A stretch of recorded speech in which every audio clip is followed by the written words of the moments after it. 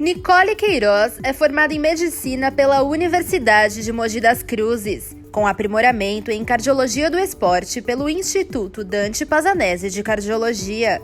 É médica do setor de ergometria do Hospital São Camilo e médica do setor de Cardiologia Intensiva e Terapia Intensiva do Hospital São Luís. Obteve o título de especialista em cardiologia pela Sociedade Brasileira de Cardiologia. Muito boa noite, meu amigo, minha amiga. O nosso encontro de final de noite, programa Ponto de Equilíbrio. E agora você está vendo aí as nossas redes sociais, o Facebook, o Instagram. Você pode mandar ali sua crítica, seu elogio, sua sugestão para nossa rede social. Nós vamos responder, vamos avaliar e vamos trazer um tema sugerido por você, um convidado também sugerido por você. O programa é sempre feito pensando em você. E nessa noite é com imenso prazer que recebemos a doutora Nicole Queiroz. Ela é cardiologista e nós vamos falar um pouquinho sobre morte súbita. É isso mesmo, morte súbita.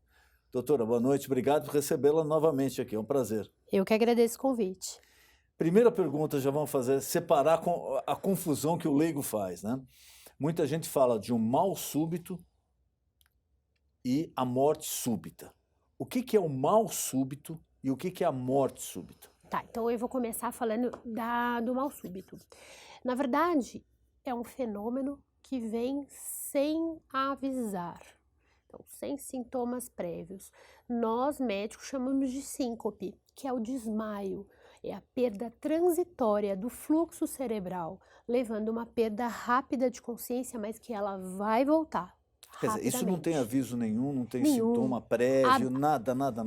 Na maioria das vezes, não. Na maioria das vezes ela vem, é por isso que a gente chama de súbito. A morte súbita realmente é outra coisa. A maior causa no Brasil são as arritmias. E principalmente depois dos 35 anos, a gente vai falar das artérias entupidas, né? Que é o infarto. Que acaba levando a arritmias que são ritmos pré-paradas. Então, antes a pessoa tem uma arritmia, depois ela tem a parada cardíaca. Qual o sintoma da arritmia? A maioria das vezes, nada. Nada. Não dói, você não sente falta de ar, a morte, nada. quando a gente fala de súbito, a maioria das vezes o primeiro sinal é a morte. É claro que tem arritmias benignas e malignas, e nas benignas elas costumam dar palpitações, mal-estar, aquela sudorese, fica molinho, tanto para mais, que é ataque cardíaco, quanto para menos, que é a bradicardia, tá? É quando a frequência está menos de 50 ou acima de 100. E uma frequência que a gente diz que não é natural do coração, não é a sinusal. Quando a gente vai falar das malignas, mais 50% dos infartos não chegam ao pronto-socorro. Nossa, uma frase forte, porque eles morrem. As arritmias que são decorrentes, as coronárias entupidas, elas fazem 2 ritmos pré-parada cardíaca, pré-assistolia, aquilo que a gente vê na televisão, o tracinho assim, reto, a linha reta. O apito contínuo. Isso, é a fibrilação ventricular ou a taquicardia ventricular.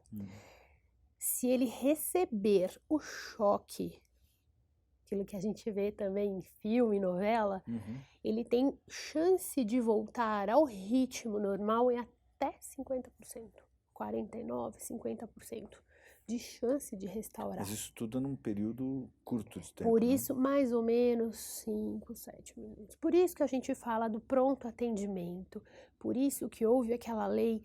Agora eu não me recordo se foi em 2012, 2013, do desfibrilador. Exato. Então, lugares que eu tenho mais ou igual a um número de 4.000 pessoas, precisa ter o desfibrilador. Ele é muito simples, ele mesmo vai falando, conduzindo quem está usando. Isso que eu ia perguntar, mas ter o desfibrilador sem ter quem saiba operar, como é que funciona? Ele é um gênio, gente. O desfibrilador é um computador que fala. Ele vai sozinho praticamente? Sozinho. Então, na verdade, o seu único trabalho é pegar o aparelho, conectar as 2 pás, que eu acho que vai ter uma imagem elucidativa a seguir.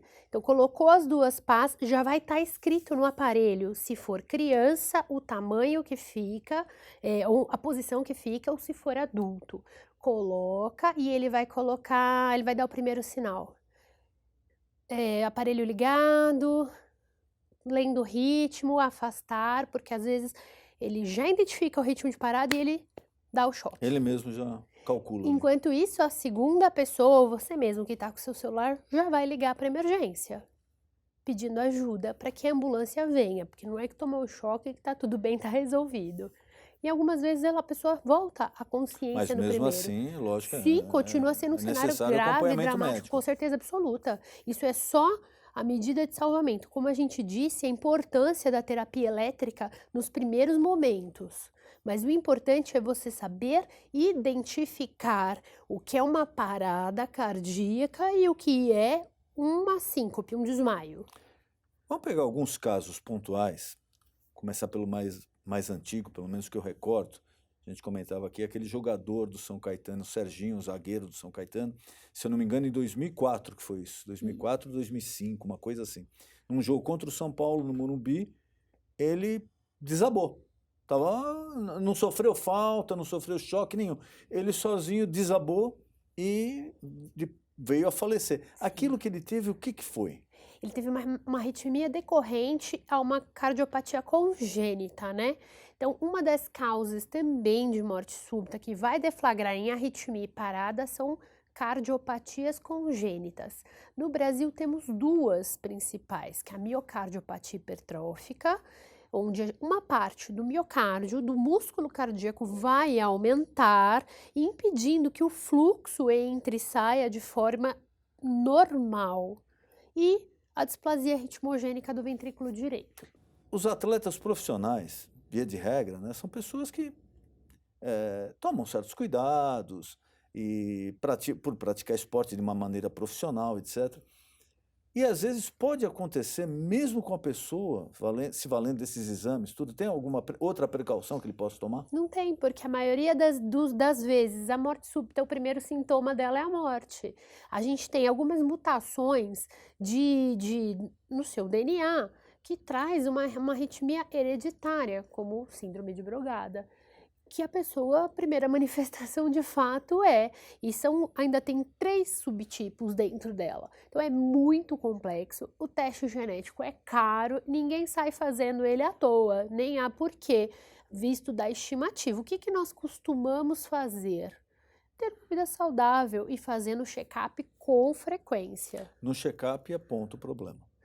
Nem sempre. Nem sempre. Não, gente, esse é o ponto da medicina, que temos que deixar tudo muito claro. A gente faz a prevenção.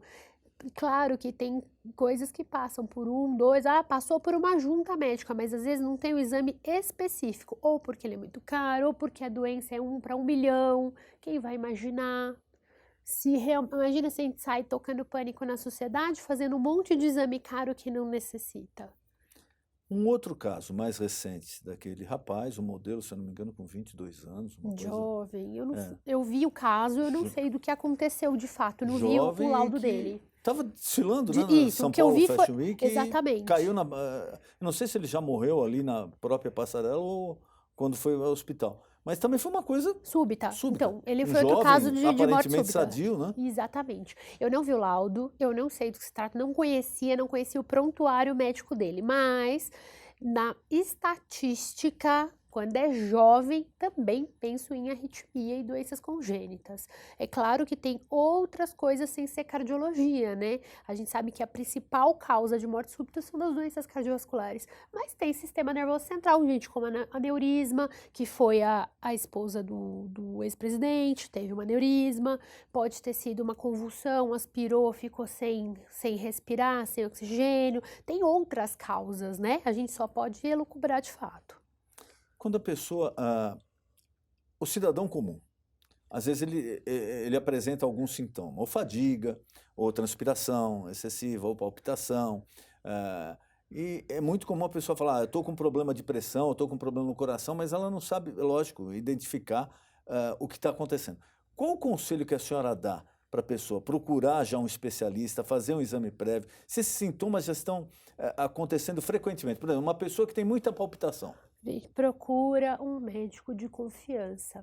Nem sempre você precisa de um título de especialista para poder fazer um diagnóstico. teu médico de confiança que faça o exame físico completo, consegue identificar que a batida não está certa, por exemplo. Ele pode não me dar o nome da arritmia ou saber fazer o tratamento, Mas mas vai ele encaminhar para alguém, né? exatamente, Vai encaminhar para alguém exatamente. Por isso que é saiba. importante você manter um vínculo com um profissional de saúde que você confie, um médico que você confie. Agora, uma outra pergunta que, infelizmente, no Brasil ainda existe, né, essa cultura. Aquela história, olha, você vai tomar um chá de não sei o quê, isso daqui é bom se você misturar tal erva com tal chá, porque eu tinha uma tia minha, uma avó minha que fazia esse chá, e às vezes a pessoa, já com um problema, procura esse tratamento alternativo, que de alternativo não tem nada, tem até Um uma mística em volta, né? Qual o conselho para essas pessoas? Eu quero englobar nessas pessoas uma coisa que eu chamo de tráfico de velhinho, né? Os idosos trocam medicações. Ó, foi bom pra mim, ela me deu, toma aí. Eu brinco que elas fazem tráfico de velhinho. Gente, ó, qual é o problema do chá? De forma pontual, tipo chá de amora, algumas outras folhas, que é chá diurético. A pessoa perde líquido, vai fazer mais xixi, perde sódio. Além dela ficar desidratada e poder desmaiar por desidratação, é uma causa, principalmente nos idosos, fazem o distúrbio hidroeletrolítico. Então, eu perco sódio e eu acabo bagunçando todo o painel de eletrólitos no meu sangue, podendo inclusive levar à arritmia. Por que esse problema de a morte súbita, pelo menos nos casos que a gente acompanha, né, e às vezes o mal súbito também, ocorre mais em jovens?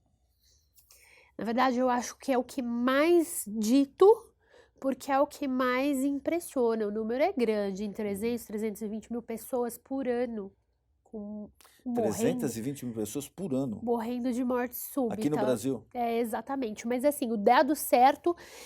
O número certo, entre 300 e 320, eu não posso te informar. Eu vi isso mas de qualquer forma, mas é um número muito grande. Qual é a questão? Porque tem os idosos, e é comum, é uma cultura de pessoas que, morreu, deve ter sido infarto, deve ter, e não permitir que faça necrópsia, para a gente de fato identificar. Então, às vezes puxa, ele já tinha um prontuário médico em algum lugar, o médico ele já tinha realmente doença. E com o idoso, a tendência é a pessoa a aceitar com maior facilidade, né? Às vezes, exatamente. mas já estava velhinho, né? Já tá, ele teve um problema lá atrás, do coração. Ele já não estava bem, estava cansadinho, esquecido. E aí você acaba dando desculpas para confortar o coração, né? Falar de morte em criança, falar de morte em adolescente é uma coisa muito forte. Chama muito a atenção. Com certeza. E a senhora falou de crianças também, se tratando de ser genético e tudo, tem casos em crianças assim, recém-nascidas, já com esse tipo de problema? Tem algumas crianças que nascem com alterações estruturais, ou do coração em si, ou do marca-passo natural que a gente tem, e às vezes nasce com uma doença que chama BAVT, congênito.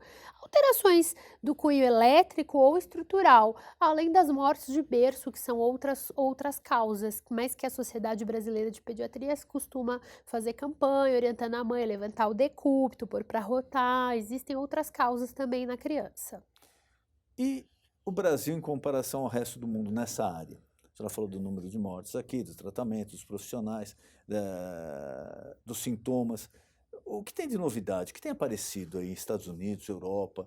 Alguma coisa que possa melhorar ou pelo menos nos oferecer uma antecedência um pouco maior? Na verdade, desde 92 falam da corrente de salvamento, de atendimento no American Heart. Então a novidade não é. O que a gente tem corrente de salvamento, o que seria isso daí? Na verdade é um conjunto de ações que a gente faz para evitar a morte. Então eu pego o atendimento, o paciente em parada cardiorrespiratória, identifico uma arritmia e na verdade, deixa eu me fazer explicar. Quando a gente fala em parada cardíaca, nem sempre o coração está naquela linha pi que a gente conhece, tá? São 4 tipos de ritmos de parada cardíaca que um enfermeiro e um médico sabem reconhecer durante o atendimento. Então, o que a gente sabe é que eu não posso prevenir. Então, a cada 2, 3 anos tem novidades na American Heart e todos os médicos brasileiros precisam fazer a validação, chama ACLS. A gente Seria uma atualização. Sim, de atendimento de urgência, da cardiologia. Então, sempre lugares sérios, hospitais sérios, exigem essa carteirinha da American Heart para que a gente apresente dizendo que está treinado para atendimento de urgência e emergência em cardiologia. No caso de não ter o desfibrilador, vamos imaginar uma cena assim, o lar normal, a mulher com o marido, filhos, etc., não tem nada, de repente alguém passa mal. É lógico que vai chamar o socorro, vai chamar o resgate, vai acionar uma ambulância. Mas enquanto isso, o que dá para o leigo fazer? Ótimo. Então, assim, gente, vamos lá. Primeira coisa, alguém caiu na tua frente. Primeira coisa que eu sempre oriento é checar a cena. Você não se coloca em risco para poder ajudar outra pessoa, certo?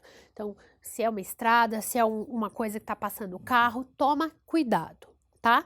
Primeira coisa, no telefone, pede para alguém, liguem para o SAMU, para o Corpo de Bombeiros, tragam um desfibrilador. Então, eu encosto perto do paciente, da pessoa, observo se respira, observo se fala, oi fulano, não respondeu. Se está consciente.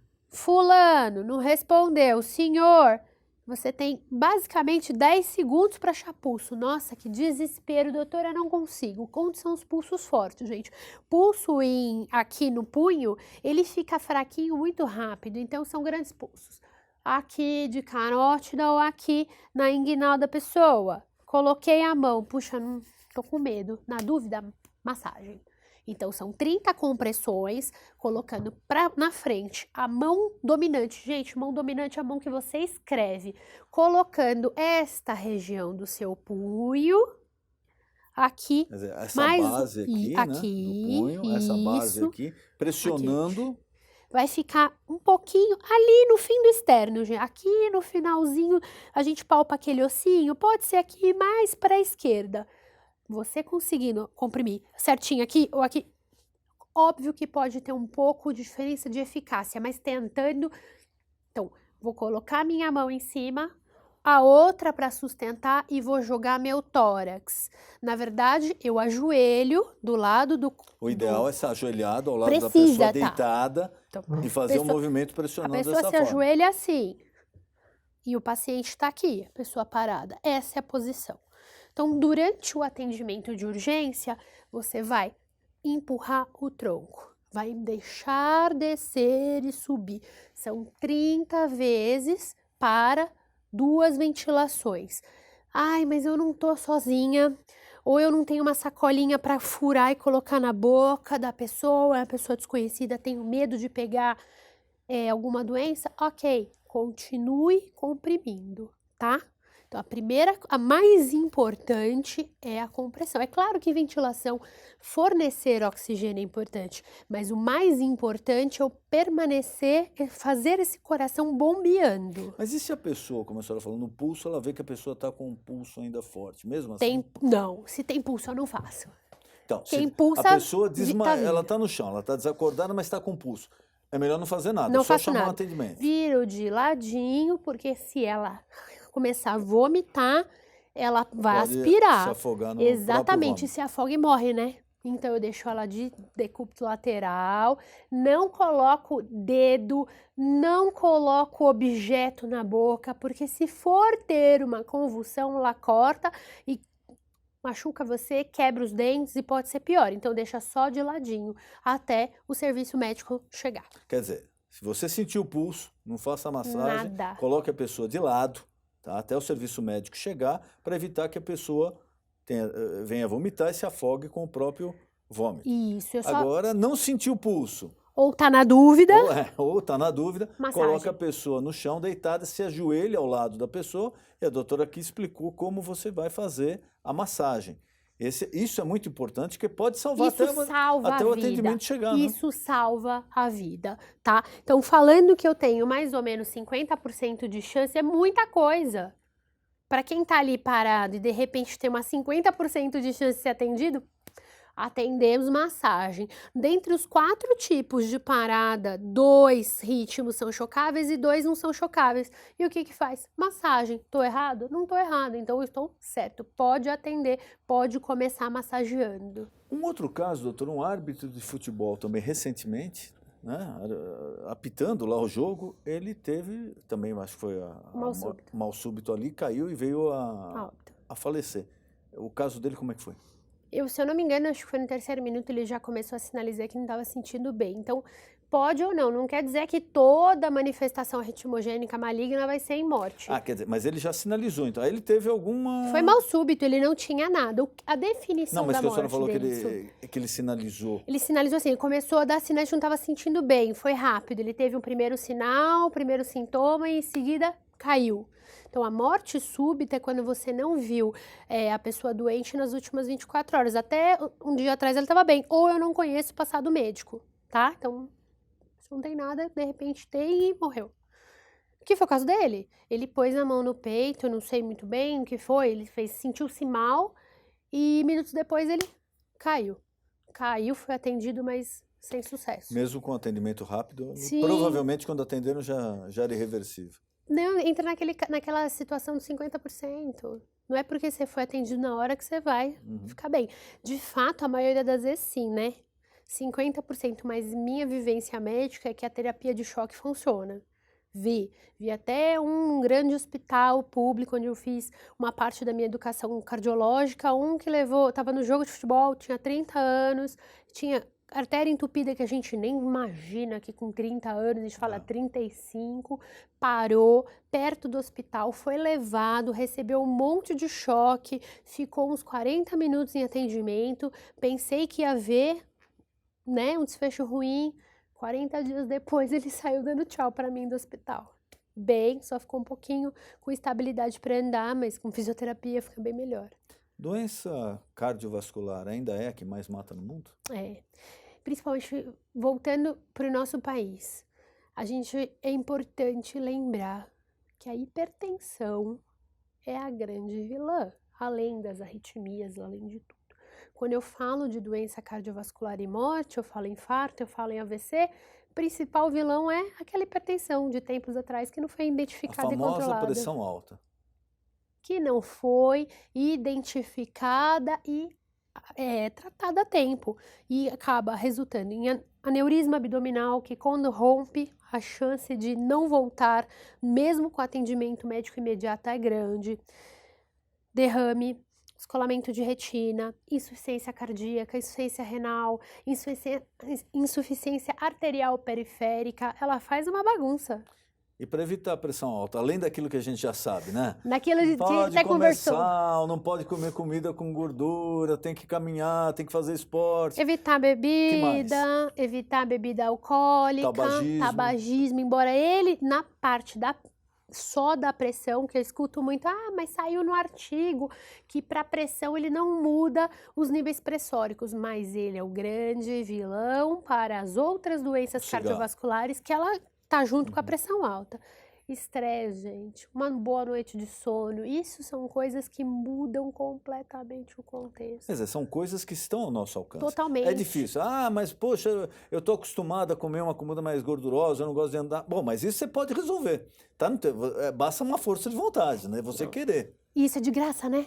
Não, porque você ficar pode, doente né? é caro. Você pode. Sim, tá no teu alcance. E ok. Que é diferente de uma doença genética, né? Sim. Que já vem com você. Bom, o que eu posso fazer, né? Você pode evitar. E a pessoa, eu prefiro tomar remédio. Só que tem uma certa hora que os remedinhos de graça não funcionam mais. E depois você começa a pagar e não melhorar. Vamos começar lá atrás, né? Controlando o peso, tendo uma vida saudável, evitando esses dissabores que a gente acaba deixando tenso, evitando de dormir pouco, excessos de energético, muita cafeína, drogas que dizem que é recreativa e de recreativa não tem nada. Exatamente. Então, é o contexto de uma vida saudável em que você respeita teu corpo. Eu entrevistei recentemente também uma psicóloga, ela falava a respeito da falta de sono, né? Os malefícios da falta de sono. Porque a pessoa às vezes acha que ela não dormiu bem 1 ou 2 noites. Ah, que eu não, o problema é ali, só a noite que eu não dormi. Não, o reflexo é muito grande. Né? Poxa, imagina, eu quando faço plantão, olha, eu tenho 8 anos de formada, eu não consigo me acostumar com a rotina noturna. Quando eu faço 24 horas, no dia seguinte eu tô estragada, meu raciocínio é lento, eu acordo é demasiado, eu achava que era papo de atleta, que tem que dormir para crescer. Gente, é verdade, eu acordo mais inchada, mais gordinha, altera meu hábito intestinal, assim, A acaba com tudo. irritabilidade também, falta de Com certeza, concentração. com certeza. Ela falava sobre isso, e às vezes a pessoa não dá muito valor, né? Uma noite com Sim! 6, 7, 8 horas de sono, né? Ah, mas quando você é Sono jovem, contínuo, né? as pessoas acham que tudo pode e o preço a ser vai pagar a curto prazo é Parece. pequeno. Uma hora o corpo cobra. Não tem a menor Uma hora dúvida. ele vai cobrar. Com certeza absoluta, independente da idade. Doutora, queria mais uma vez agradecer a Muito presença da senhora aqui, nosso tempo está acabando, e colocar à disposição algum tema que eu não falei, algum recado que a senhora queira passar ao telespectador. Gente, tempo é músculo, músculo cardíaco. Observou uma pessoa caída, não só se preocupe em começar a massagem, não é só isso, não se esqueça, checar o pulso e ligar para emergência. Doutora, muito obrigado, foi um prazer recebê-la aqui. Prazer é todo meu. E se você quer assistir novamente a esse programa ou algum outro programa que você perdeu, basta acessar o nosso canal no YouTube, que está aparecendo agora aí na sua tela. Aí você encontra todos os programas já exibidos desde o primeiro. Programa Ponto de Equilíbrio. Boa noite.